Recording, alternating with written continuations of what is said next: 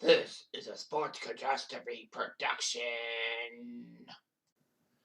Hey there, hello, ho there. It's Jeff Cutastrophe welcoming you to another Sports Catastrophe on this day. And today, June 14th, 27 years ago, something big happened in the NHL.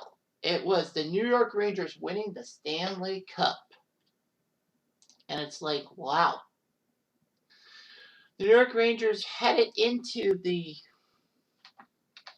1994 playoffs, had a drought, the longest in NHL history, 54 years since they last won the cup. It was like, how the hell did the New York Rangers fall flat? Now, the Rangers' 50-plus year drought compared to the Leafs' 50-plus year drought is different. We all know the Leafs now have the longest drought. However, the Rangers got to finals in their drought, whereas the Leafs didn't. The Rangers went to, I believe, 3 finals during their 54-year drought. 1950, 1972, and 1979. Anyway, 1950, they had a chance to knock off Detroit, but they failed miserably in Game 6. Then Game 7, they lost to a double overtime goal by Pete Babando. And then the Rangers just kind of fell off the map in the 50s and 60s. And then the Rangers in 72 had a better team and would face the Big Bad Bruins. Sadly, the Big Bad Bruins took them out in 6. And in 79, the Rangers were more of a Cinderella run because, looking at their roster and all that, it was weird. They took care of the New York Islanders, their crosstown rivals, in the semifinals. And then, in the final, they actually won Game 1 against the Montreal Canadiens. But then, Game 2, basically, they screwed up by partying too much after Game 1. And also the fact that Ken Dryden was back at the net after a one-up shot by one Doug Riseborough off of Buddy the Rock. Gave Dryden a second wind, and he used it to his advantage. So the Rangers were basically laughed at and all that. 92 was one of their best chances to win. And that was when they were the President's Trophy winners. So basically, they were favored to beat the Penguins in the division final and get to the conference finals somehow. They were up 2-1. Adam Graves got in trouble for slashing Mario Lemieux. Of course, it was controversial, saying that basically if Mario Lemieux was not a superstar, Graves would not get him a heavy suspension. But regardless, the game turned to Game 4 when Ron Francis had a 50-foot slap shot and went over Mike Richter's shoulder. Richter really didn't do that well. And you would not have recognized Mike Richter because Richter wore the cage mask at that time and not the superstar mask in 94 like he wore. But yeah, the Rangers lost momentum. Pittsburgh went on to use that momentum to get to the Stanley Cup championship. Rangers sucked in 93. There was no love lost and all that. And basically 94 came along. It was one of the best seasons of all time in Ranger history. The Rangers were really playing to the hilt. Mike Keating was the new head coach. They actually got slaughtered by Anaheim, the expansion Anaheim Ducks, if you will. And basically Keating gave them like a very long practice and all that. And basically benched some players. And it worked because the Rangers went on this run of 17 wins in 20 games or something like that. And then basically they did well. They did so well. They actually won a game at the Nassau Coliseum for the first time in 5 years at that point. It's weird how the Nassau Coliseum is still around, and the others still are playing in it, even though they kind of moved to Brooklyn. Or attempted to. Anyhow. The Rangers needed some grit. So the Rangers decided to make some trades that looked questionable, especially the one that they picked up Glenn Anderson from the Leafs for Mike Gardner. Mike Gardner was a bona fide goal scorer who was an icon in New York. But I guess Keating didn't like Gardner's techniques and all that. So basically they went for a playoff performer, Glenn Anderson. And all that.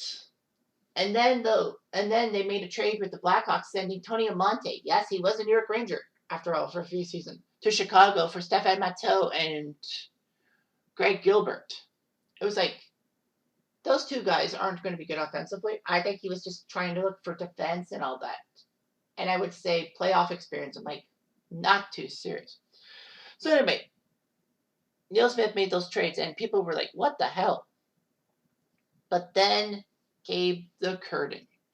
So the Rangers went to the Stanley Cup playoffs on a high. They would take on the New York Islanders, their crosstown rivals, and embarrassed them in 4 straight games. It was so bad that Ron Hextall basically, when he was with the Islanders, basically, that was his swan song. He would soon be traded to Philly and have a career renaissance. And all that. It was astounding. In the conference quarterfinals, they took on the Washington Capitals. Washington took care of Pittsburgh, which was not easy to do, and all that. But anyway, Pittsburgh was out, and now you got Washington, a team that looked decent, but didn't really have a lot of superstars other than Cicerelli. I think he was God. But anyway, how people New York. So New York 1-5, got to the conference finals against the Devils, which was hard because the Devils and Rangers were 1-2 in the conference. And basically, they were fighting each other tooth and nail. New Jersey had kind of their defensive trap kind of in place. They had Scott Stevens, they had Stéphane Richer, they had Claude Lemieux. Yes, they did have Claude Lemieux back then. John McClain, I think, was there. Selapukin, well, and this hot shit rookie goaltender by the name of Marty Brodeur in between the pipes. I mean, how are we going to know that Martin Brodeur was going to be an icon for the Devils? He should never have went to the St. Louis Blues and played for the St. Louis Blues. Even if he had front office job with the Blues, that would have been fair. But anyhow, the New York Rangers are putting up critical numbers and all that.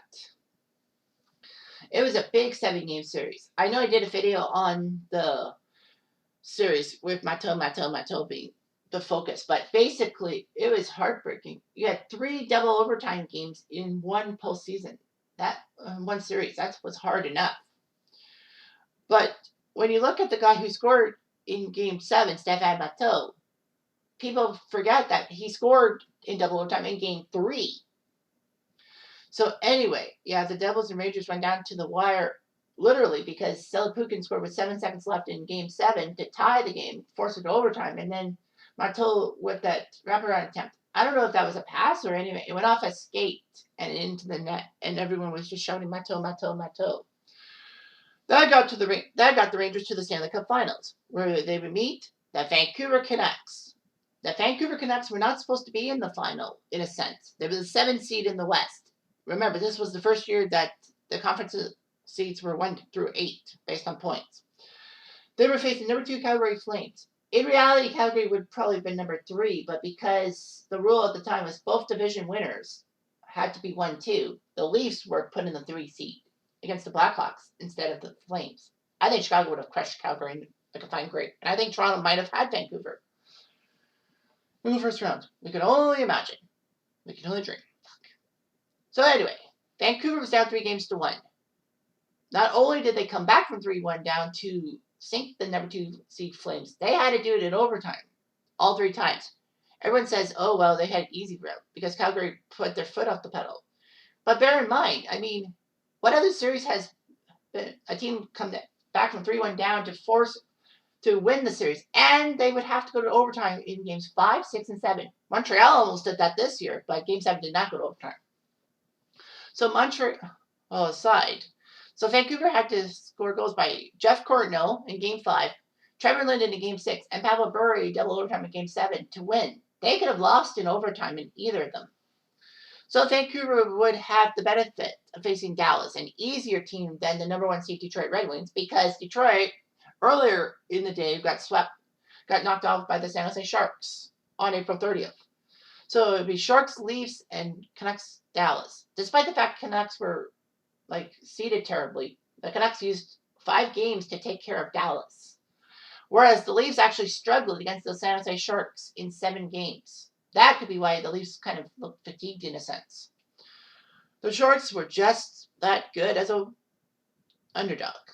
Anyway, Leafs and Canucks, Stanley Cup semifinal. You got a Canadian team going to Stanley Cup no matter what. And Vancouver shut Toronto down. Phillips Potvin did what he could, but basically the Canucks had Kirk McLean, who was basically one of the best, I think the last major stand-up goalie ever. So anyway, the Canucks won. Greg Adams scored in double overtime.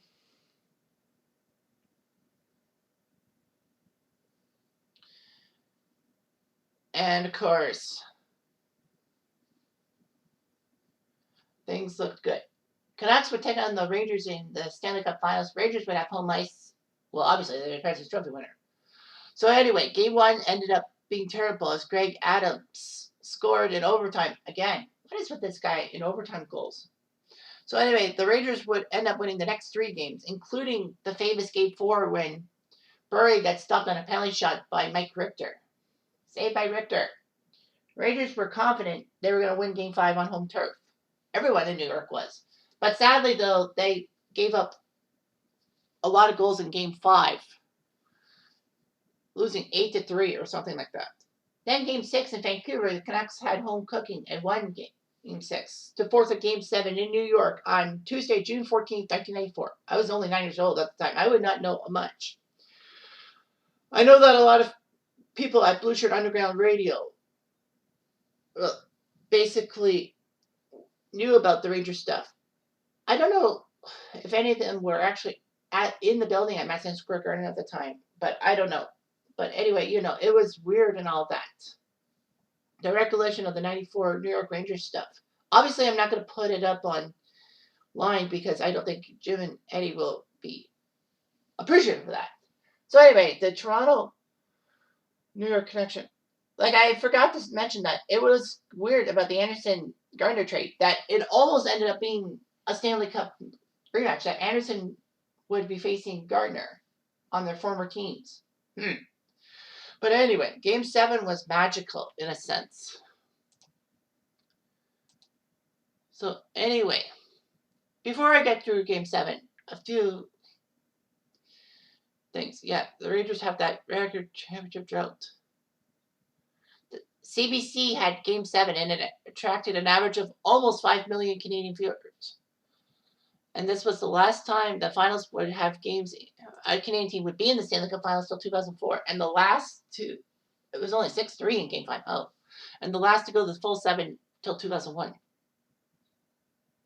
So, yeah. It was, like, weird and all that.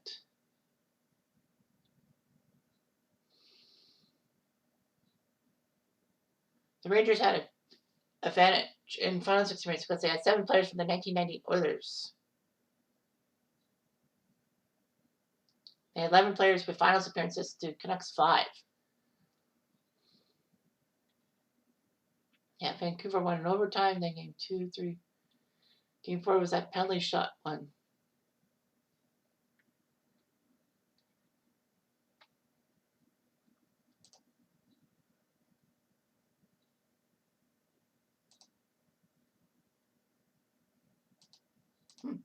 All right. Yep.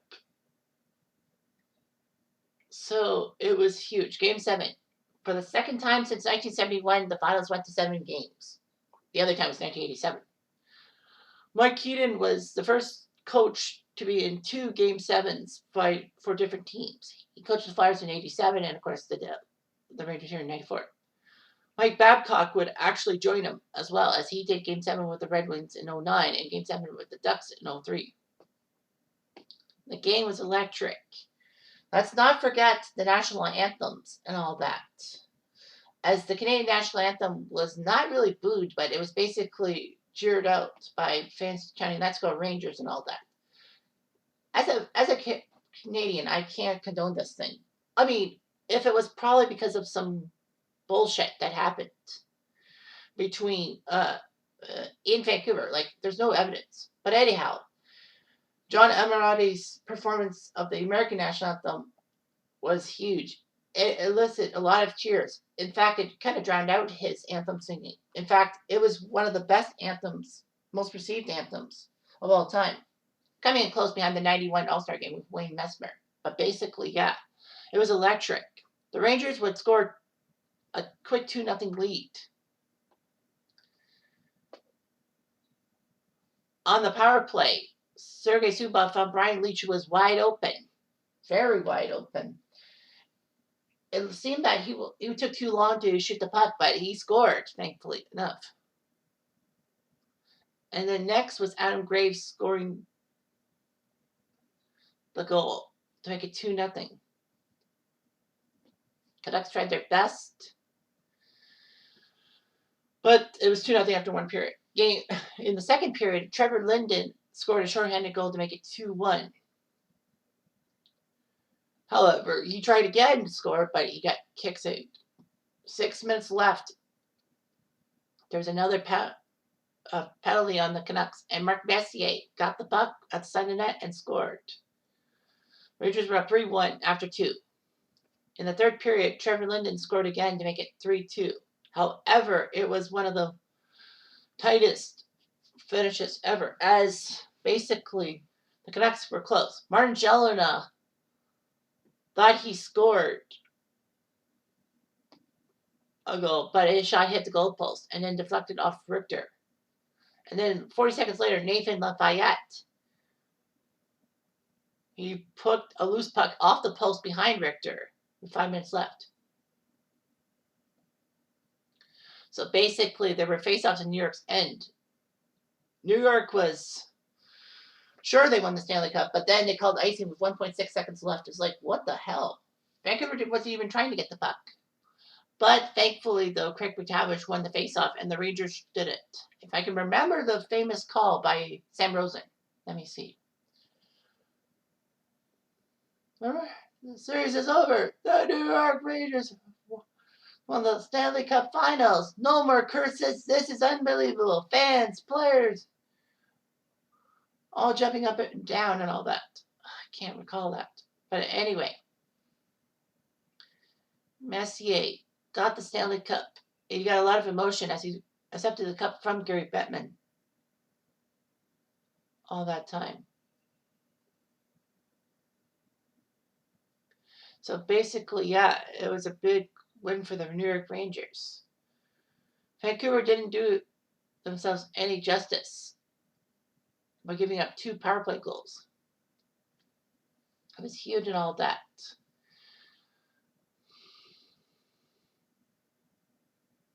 So basically, MSG actually broadcast the games in the New York City market. Of course, ESPN was blacked out in New York City. However, this was the last cup finals in which the original right holders got local telecasts and all that.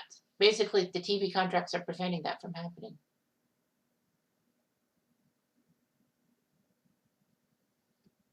So anyway, in the U.S., Game 7 was the highest rated hockey game on cable with a 5.2 rating. In New York, MSG had a 16 rating. That means 16% of the TVs were turned on to that game and all that. As I said, that Canadian record of 5 million viewers. Game 7 was the most watched CBC sports program until the Canada-US 2002 Winter Olympics gold medal game, which had 10.6 million. It was amazing for the New York Rangers and all that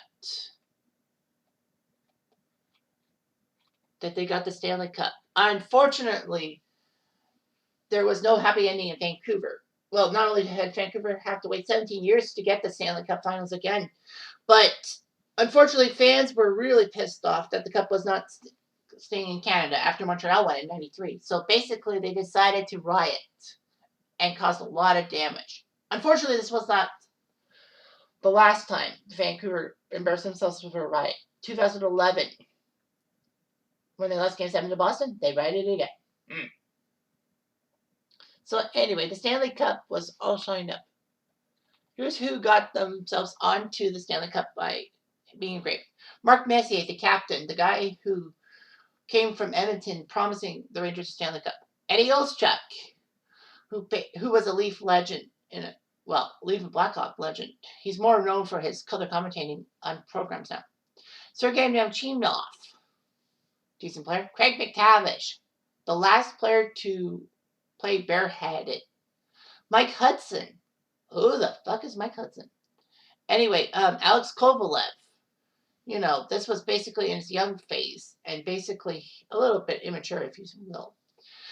Adam Graves basically coming over from Edmonton as a compensation move for Troy Millette, if memory serves me right. But basically, you know, Gravesy, 54 goals in that 94 season. Esa Tikkanen, you know, another guy brought over from Edmonton for playoff experience. Brian Noonan, the guy, I guess, from the Blackhawks. Greg Gilbert, brought over from the Blackhawks for prosperity's sake. Mike Hartman. Really? Mike Hartman? Anyway, Nick Caprios. Yeah, before his concussion protocol thing. But he's an analyst now. Joey Kocur. I forgot Joey Kocur still played for the Rangers at that time. Steve Larmer. You know, he had that Ironman streak, but he wasn't happy with the Blackhawks, so he decided to kill that streak for the prosperity of being traded, and he got traded to the Rangers. Stefan Matteau came over from the Blackhawks, and it was one of the weirdest moves ever, but they got it. Glenn Anderson moved over from the Leafs. Not too happy about that, but what can you do? Brian Leetch, the star defenseman from Texas, and basically, you know, he won the Conn Smythe Trophy, the first American to do so. Kevin Lowe, another guy from Edmonton to the Rangers, who was playoff ready. Doug Lidster, who came over to the Canucks from the Canucks for John Van Beesbroek for the purposes of Vancouver exposing a goalie in the expansion draft, and they didn't want to expose Kay Whitmore. Big mistake. Kay Whitmore was nothing. Sergei Zubov. Everyone remembers he's a legend for Dallas, but people forget he started his career with the Rangers. Jeff Bukaboom. You know, Jesse from TSN Bar Down's favorite player. Jay Wells from Paris, Ontario. It was a great time to be in Southern Ontario, getting to see the Stanley Cup, although I never got to see that one. Alex Karpovtsev, who was a decent defenseman. He also was for the Leafs. He died in that locomotive crash. Glenn Healy was the backup goalie. You know, he had tough times with the Islanders, and strange how he went to the Rangers. Went across town. And Mike Richter, you know, he was great and all that. With no John Van Beesbroek, I think he played better. So anyway, when the Rangers submitted the list of names for engraving, Eddie Olczyk and Mike Hartman were actually included, although they were short of the 41 regular season game thing or participation in the finals. Their names were omitted and all that.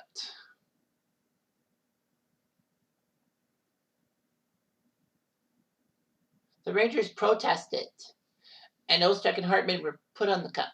The NHL no longer adds missing names after the cup has been engraved. However, since '94, teams could petition for the inclusion of players who do not officially qualify. 7 players who won the cup in '94 were also part of the Edmonton Oilers in 1990. Messier, Lowe, Anderson, Bukaboom, Graves, McTavish, and Tikkanen. Greg Gilbert won 2 Stanley Cups with the Islanders in the 80s, 82 and 83, making him the only player in NHL history to win Stanley Cup rings for both New York franchises. And of course, it was a good time to be Russian, as Karpovtsev, Kovalev, Nevzhinov, and Zubov were the first Russian players to be on the Stanley Cup. So yeah, great times had by all, if you will. However, the Rangers partied with the cup a little too much, getting a lot of weird stunts and all that. It forced the NHL to have a guardian in the cup, and basically to put the 24-hour limit on each player, and basically have someone make sure the cup doesn't get broken and all that. I know that it kind of seemed stupid and all that, but them's the breaks. So anyway, yeah, the New York Rangers win the Stanley Cup and all that. They finally ended their 54-year drought. They almost ended a drought in 2014. They should have ended a 20-year drought, but stupidly, they didn't. It was all on the heads of the LA Kings, who basically screwed them over big time. So anyway, good times by all, but still, I mean, the Rangers deserve better in 2014. But anyway, cheers to you, Blue Shirt Underground. You all remember '94, and you think you're going to get It's going to be there for 50 years. I doubt it. I think the Rangers will win the Stanley Cup somehow, in some way. You just don't know it. Anyway, I'm Jack Diamond Nadu.